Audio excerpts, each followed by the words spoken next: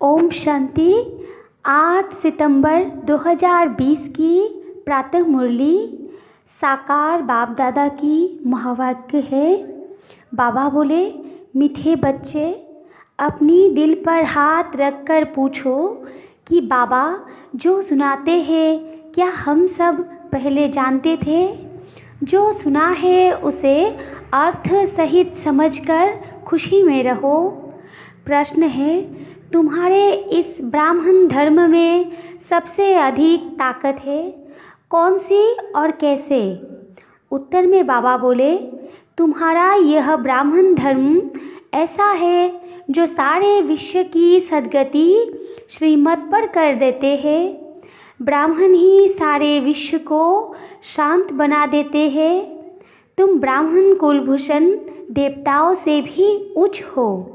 तुम्हें बाप द्वारा ये ताकत मिलती है। तुम ब्राह्मण बाप के मददगार बनते हो। तुम्हें ही सबसे बड़ी प्राइज़ मिलती है। तुम ब्रह्मांड के भी मालिक और विश्व के भी मालिक बनते हो। ओम शांति। मीठे मीठे रूहानी सिखलदे बच्चों प्रति रूहानी बाप बैठ समझाते हैं। रूहानी बच्चे जानते हैं, रूहानी बाप एक ही बार 5000 वर्ष के बाद आते हैं ज़रूर। कल्प नाम रख दिया है। जो कहना पड़ता है इस ड्रामा की अथवा सृष्टि की आयु 5000 वर्ष है। यह बातें एक ही बाप बैठ समझाते हैं। यह कभी भी कोई मनुष्य के मुख से नहीं सुन सकते। तुम रूहानी बच्चे बैठे हो, तुम जानते हो बरोबर हम सभी आत्माओं का बाप वो एक है।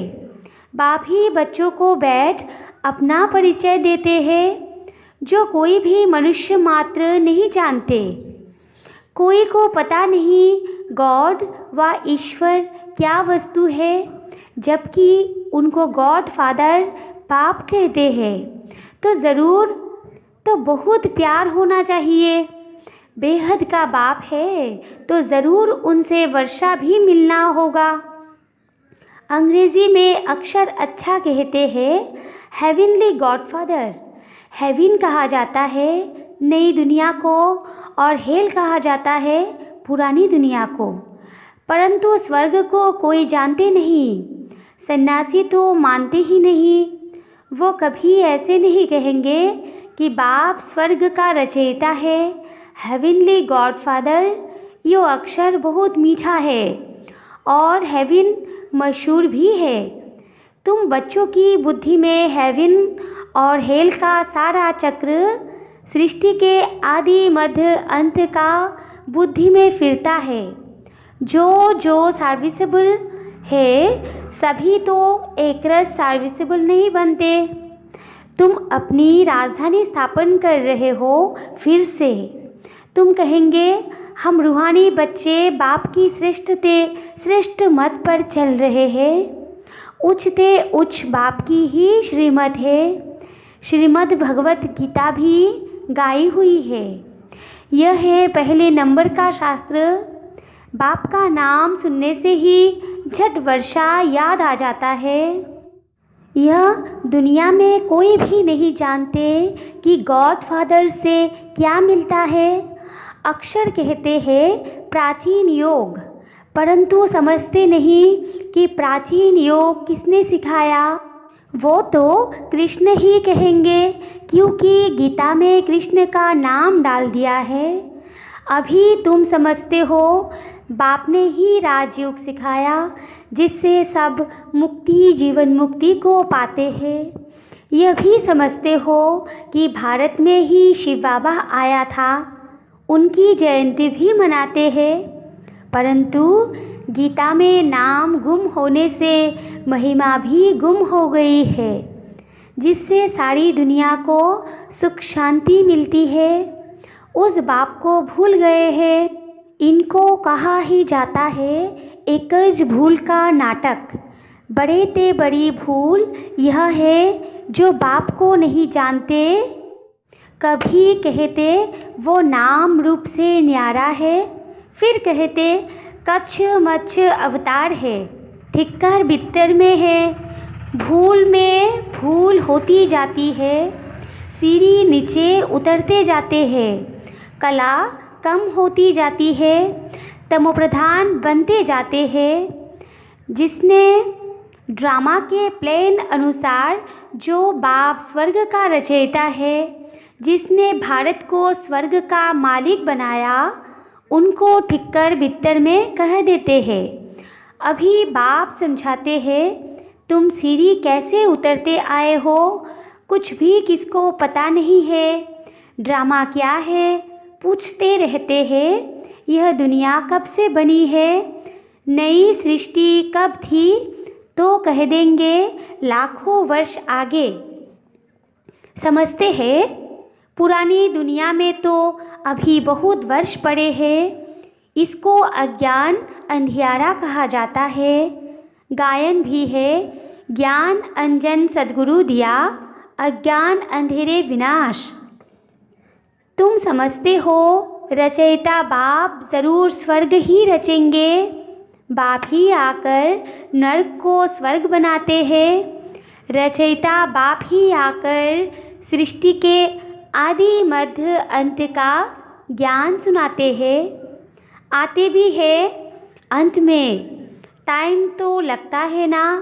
यह भी बच्चों को समझाया है, ज्ञान में इतना समय नहीं लगता है जितना याद की यात्रा में लगता है। 84 जन्म की कहानी तो जैसे एक कहानी है। आज से 5 वर्ष पहले किन्हों का राज्य था, वो राज्य कहाँ गया।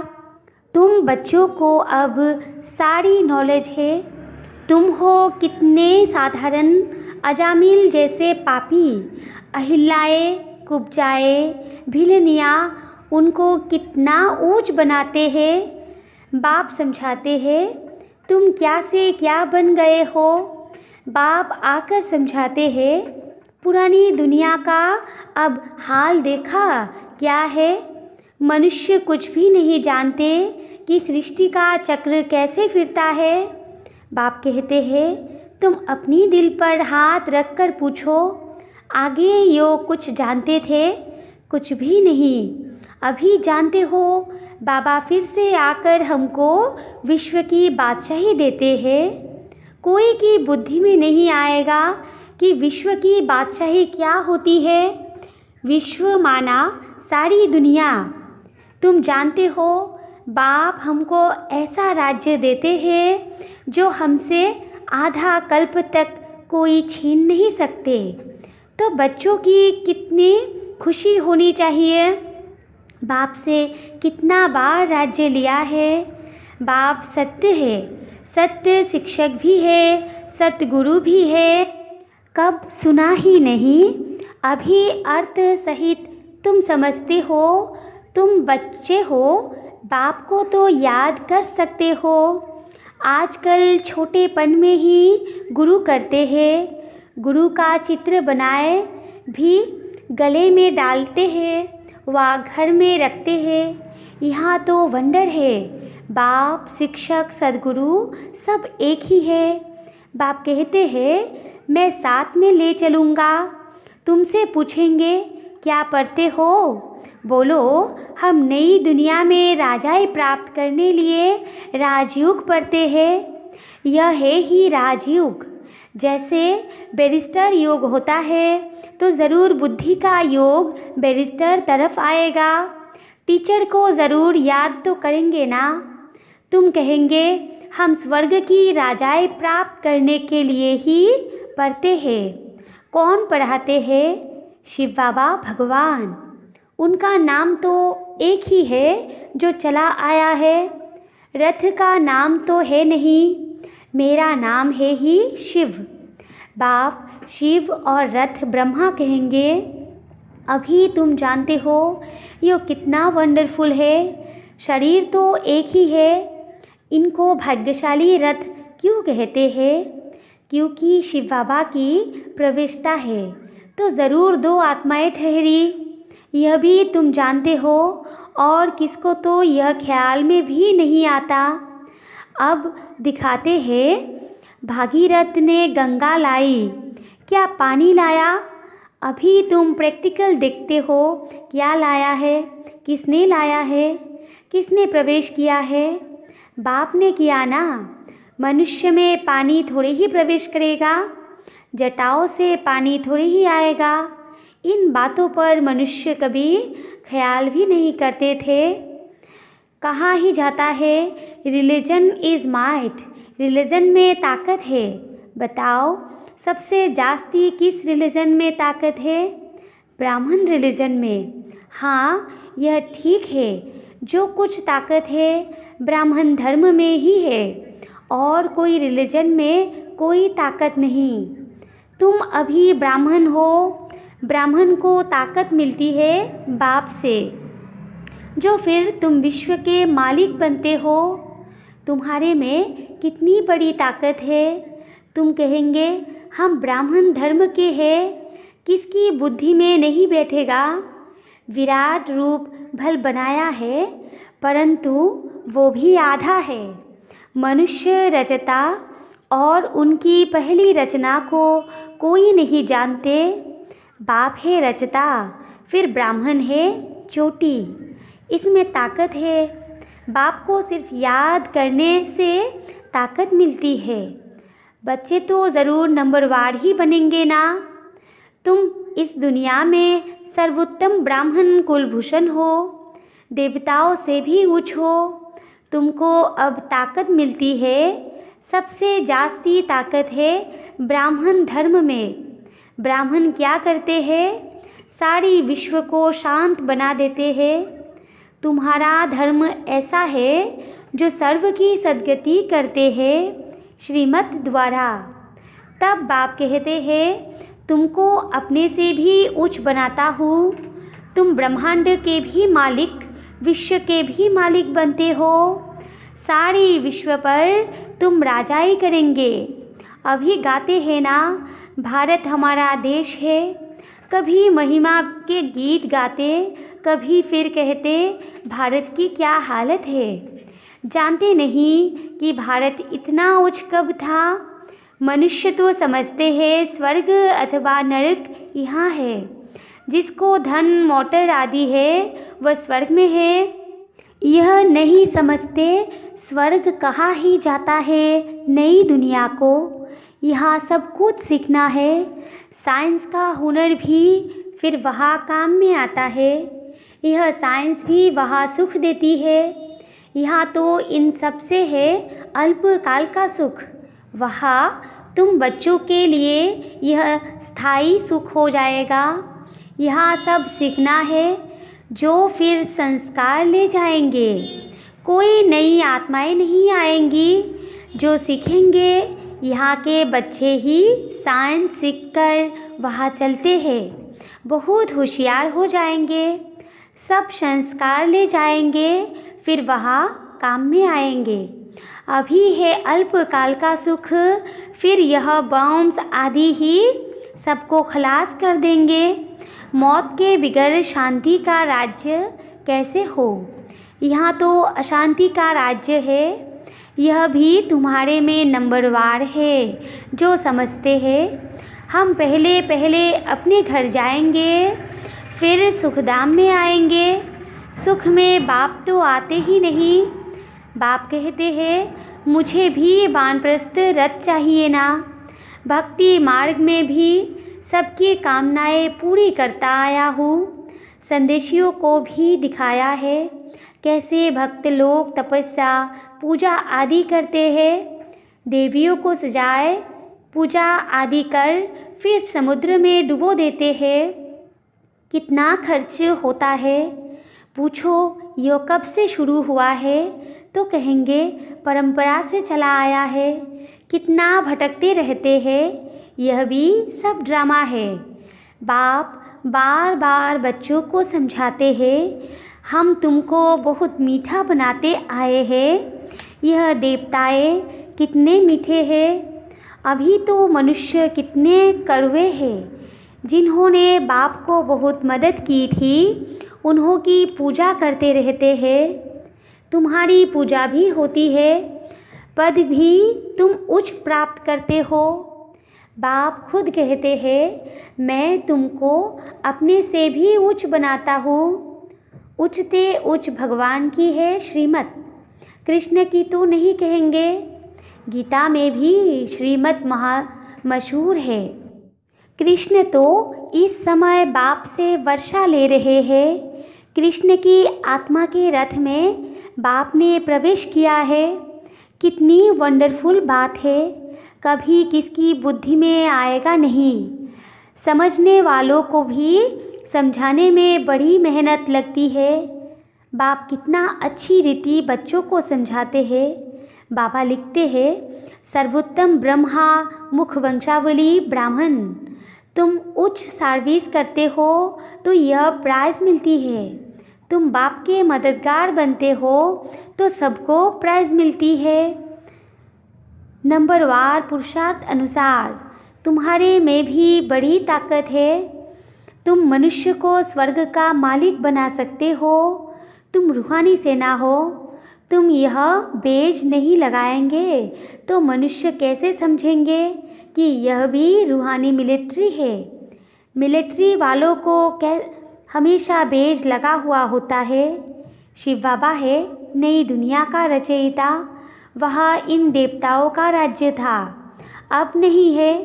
फिर बाप कहते हैं मन मना भव, देह सहित सब संबंध छोड़ मामेकम याद करो तो कृष्ण की डिनाइस्टी में आ जाएंगे। इसमें लज्जा की तो बात नहीं है, बाप की याद रहेगी। बाप इनके लिए भी बताते हैं यह नारायण की पूजा करते थे। नारायण की मूर्ति साथ में रहती थी, चलते फिरते उनको देखते थे। अभी तुम बच्चों को ज्ञान है, बेज तो ज़रूर लगा रहना चाहिए। तुम हो नर को नारायण बनाने वाले, राजयोग भी तुम ही सिखलाते हो। नर से नारायण बनाने की सर्विस करते हो।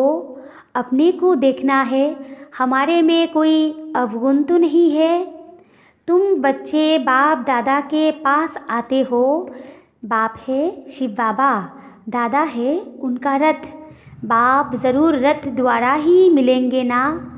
बाप के पास आते हैं रिफ़्रेश होने, सम्मुख बैठने से याद पड़ती है बाबा आया है ले जाने के लिए।